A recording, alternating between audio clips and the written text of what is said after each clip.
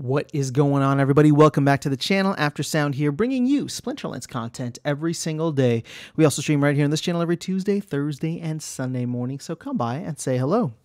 All right, guys. Well, we are back with another 5 biggest takeaways from the most recent town hall. Again, for those who might be new to the channel or new to the series, every week or whenever Splinterlands does a town hall, which is usually on a weekly basis, I will go through and give my 5 things that stuck out to me the most. So this is not a summary. There's awesome video as well as written content creators, awesome video and written content creators who put up stuff, and we'll actually be using the official town hall's Splinterlands town hall summary. My goodness. So I apologize for the sparseness of content over the last couple of days.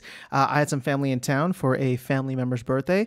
It was awesome. A lot of fun, a lot of eating, a lot of garbage food, which is just delicious. But we are back. Today is the day. We are getting back to the grind, back to Splinterlands, back to healthy eating, back to the gym.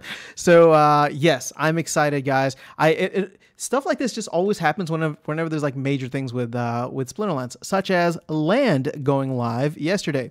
So I apologize for the delay on this, for the sparseness of content, but we are back, and I am super, super excited. So let me go ahead. We're going to use this as a visual reference as well as the notes that I have here, so you'll see what we will be talking about.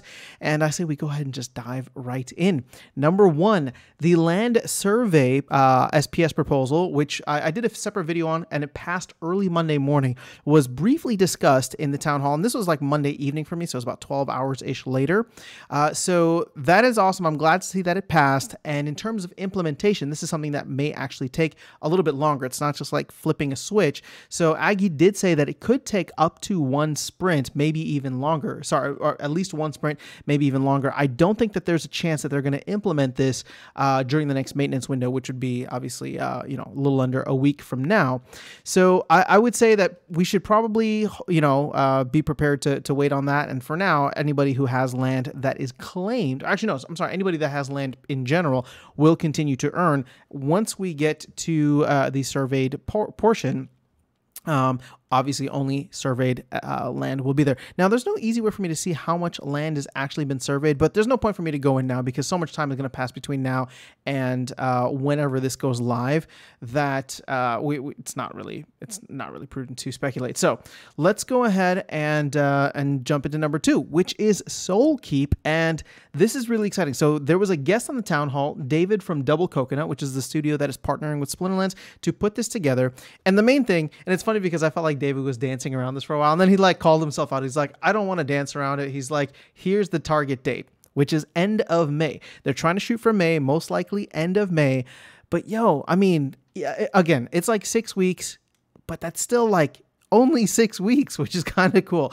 Now, obviously, we've heard other time frames and other time ranges given. So at this point, I'm not going to say we should hold them necessarily to, end of May, but wouldn't it be nice? Wouldn't it be super nice if we got it by end of May? We get the GLG game going live in early June, hopefully earlier if we can. And then hopefully we'll also get a lot of the, not Splinterlands, but the Land 1.5 stuff around that time as well. It could be a very exciting time for Splinterlands in the second half of May to the end of June. That's my personal thought. And that could lead to a really, really fun Q3, hopefully. The other 2 things that were mentioned with Soul Keep, I'll just jump to the bottom here. It sounds like there's going to be starter cards in a sense, similar to Splinterlands, where everybody will have access to, certain towers and spells that they can play, probably at the lowest or base level. So I'm not opposed to that. I mean, I think that it's going to be a good way for people to come in and just play.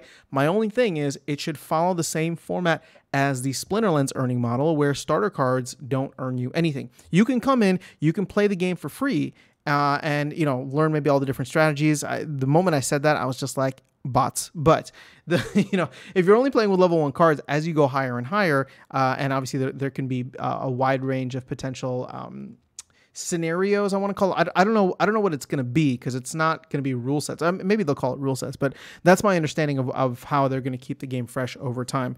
And then if we go up here, it sounds like there's going to be another token added, but this will not be an actual like gain token. I don't know why I said NFT, but just it's going to be non-tradable. Let me update this.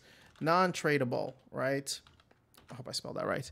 So you'll be able to collect these soul tokens every single time that you kill or defeat one of those fiends, and then I'm assuming you'll be able to spend that in like an in-game shop for stuff, which probably isn't going to be NFT based either, but may help you within the game. So I'm curious to see how this is going to work, because it's going to be very, very different from the Splinterlands kind of ecosystem, or the way that, you know, you can spend stuff within Splinterlands, where everything is like decentralized, everything has value and is worth something. The first time that we ever had anything that wasn't right that you could win, obviously potions I guess count, but nobody really cares about potions. But maybe, you know, these soul tokens will allow you to buy potions, but I'm getting ahead of myself here. Either way, we're going to collect soul tokens, so there will be another token in the ecosystem. But again, I believe this is probably going to be soul bound or account bound, and you know, we'll see what you'll be able to purchase with it. Probably just cool in-game stuff, maybe skins, maybe cool things like that. I don't know. It could be fun. And let's see if there's any other notes here for Soulkeep. I don't think so. So we're gonna roll with it. Okay, number 3, Cryptomancer was on. It's always nice to see Cryptomancer on to chat. It seems as though he is coming on once a month whenever we do the town hall in the evening here in the US. So it's usually like 7 p.m. for me, 7 p.m. Central Time, or 8 p.m. Eastern Time, which, you know, Cryptomancer is on the other side of the world. So it's awesome that he can join in. So he gave us a little bit of an update on what he's been working on for guilds. And the main thing that he talked about was this little mailbox item that should be done very soon. It's just a small kind of like, I don't want to say pet project, but just something, you know, quality of life thing that essentially Cryptomancer was focused on. And the thing is, it has the potential to grow into more of an in-game communication, which I think we would all want. Again, I get wary of that, because I think there's just going to be all kinds of trash talking and whatever the case is. It's probably going to get really non-PG or PG-13 if that ends up happening. But it would be cool. You know, I think to like Nintendo, what's that? The Nintendo Switch, for example, and specifically Super Mario Brothers, right? The most recent one, where you can like give a little emoji after a battle, whether you win, lose, whatever. You just like give a little emoji, or a little, like you press the button and it's just like good game, or that was tough, or whatever the case is, right? So it'd be cool if we could do stuff like that in the near future. But for the time being, the mailbox will just serve as a way for you to organize the invites that you get from other guilds. So let's say you're getting courted, you put yourself out there as a free agent. All of a sudden, these guilds are going to come in, and you'll have an organized way of seeing who wants you and can respond accordingly.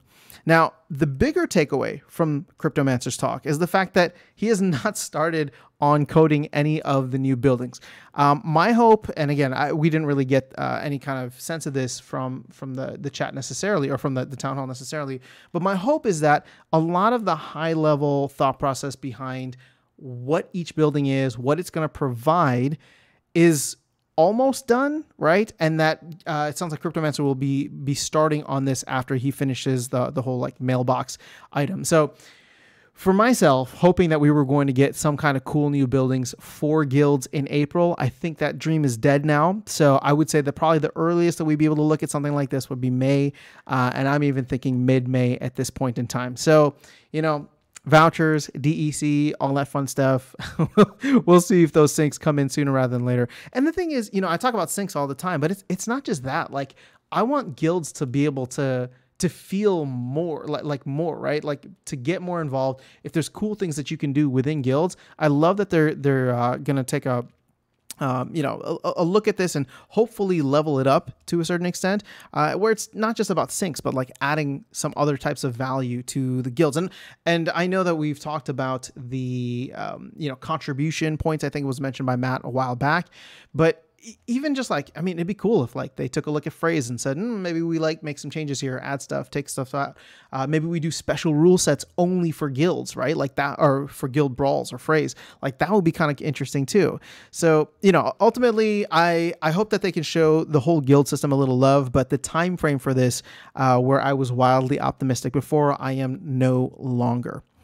Okay, number 4 and 5 are promo related.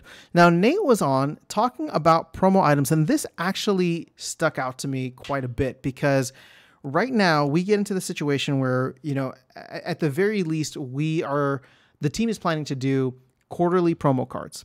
And the thing is, I always talk about how like cards are an inflationary asset. We have so many of them and we're trying to get rid of them. We're trying to find homes for them, right? AKA land. Maybe there'll be other opportunities in the future, right? Or tower defense, other opportunities, other games that you'd be able to use a lot of these cards. So it was cool when Nate started talking about in the future, we would love to do promo items that are not monsters or summoners, right? They could be skins, they could be cosmetics. When Land Phase 2 goes live, they could be spells, right? So just all of different types of things where, you know, we'd be able to use essentially like help the company generate revenue or right, because we did get the Ruse promo, right? So this could even be like an SPS proposal that burns, you know, a ton of vouchers or rewards SPS stakers or rewards, whatever the case, whatever it is that we want to do. It won't just be monsters. We won't just be adding to the card inflation over time. We can do cool things like skins or cosmetics or spells whenever that comes live, right? So ultimately, that kind of got me thinking outside the box. And this is maybe my question for the video. We'll jump to that here. Like, what promo item would you love to see in the game, right? And it could be something that we have now, or it could be something from this list, or it could be something completely outside the box, because that's actually what I'm going for. Because when it came to promo cards, I was just like, oh, well, it's always going to be a monster or a summoner or something that's used in game. But, you know, thinking further down the line, obviously the team has a much more, you know, long-term time horizon in terms of what they're planning, and skins and cosmetics are stuff that Nate has teased and that they want to get out in the future. Obviously spells and items are things that the team has talked about for land. And we know that will be coming with Land Phase 2, hopefully by, I believe, the end of the year, maybe early next year. So, you know, what are the types of things that you would love to see as promo items? Let's see what the community can come up with from an idea standpoint or from a group brainstorm, essentially. And then number 5, the upcoming promo card once again was said or reminded to be like it's going to be company revenue, and it doesn't sound like vouchers are going to be involved. So I know I've put this on several of these biggest takeaways, but I'm hoping that we're going to find out more information soon. We are now officially in April, so hopefully we'll get some information on what the card is, how the promotion or the you know, sale will actually work. It's gonna as Aggie said, it's gonna be more traditional, not like Ruse, probably not like Salty Bear either, but something similar to maybe what we had for Waka or Lux Vega would be my guess in terms of the format. But with both Lux and Waka, vouchers played a crucial role. So the fact that vouchers are being downplayed now makes me wonder what the deal is with it, right? Like, and if we look back at it, right, Lux and Waka were similar, but they were different in a fundamental way. Vouchers for Waka were not used as a discount. Vouchers for Waka were used as somewhat of a gate, right? You needed to have like, I think it was like $1,000 in SPS, as well as, or I don't know what it was, but it was like $1,000 in a certain token plus like 500 vouchers. So it feels a little weird for a promo to not use vouchers or to not require any staked SPS. I will say that just because, you know, the whole, you know, staking SPS and getting vouchers gives you access to all the coolest stuff in the game, right? So we should probably follow that model. Again, I don't know. I'm just bringing this up because, again, it's been the second time that we've heard that vouchers are not going to be involved. But I hope that it's just vouchers are not going to be a discount for folks, but they will still be some kind of gate or access to getting all of this cool stuff. Or maybe they'll do something different. What if it's like a Rooney thing too? That can be interesting. But I'm getting ahead of myself here. So that is actually the 5 biggest things. I was just looking to see if there's any other cool eye candy that we could share. So it looks like the SPS management page got moved over to tech modernization. We have all the land stuff here. Oh, there is Ape in April. I did forget about that. So there's going to be 2,000 Ruse up for grabs in the giveaways. And then plus another 100 gold foil Ruse. So that should be pretty exciting. And then here's the stuff from Cryptomancer where you'll have this little mailbox item. So you got the little arrow pointing there. And then I guess when you click into your mailbox, well, I guess there's no photo for it, but we did see something similar. Oh no, this is it. This is it right here. So once you're in your mailbox, you can see like who has requested to join, who has invited to join, and you can, take your certain actions there. So slowly and steadily getting the communication aspect within Splinterlands, or the communication platform within Splinterlands, to the next level. Obviously, there's still a lot of room to grow with this, but that was my takeaway from this, is that Cryptomancer was saying that this could be kind of like the foundation on which a future communication platform within the game itself could be built. So that is all I have. We'll keep this short and sweet. This is one of the shortest ones that I've done in a while, but the big thing that we didn't even talk about is that Land is live. So that was the major release this week. I was just trying to find other things that could be interesting for you folks in the same way that they're interesting for me. Let me know your thoughts, though, if you were able to tune in. There is not going to be a town hall next week in recognition of the Easter holiday. So for this series, I guess I'll see you in 2 weeks. Maybe we'll do something fun next week since there won't be a town hall. Maybe we'll do another recap or something. But that is all I have for you guys. Have an amazing rest of your day. I'll catch you all in the next video and see you around the game. Take care.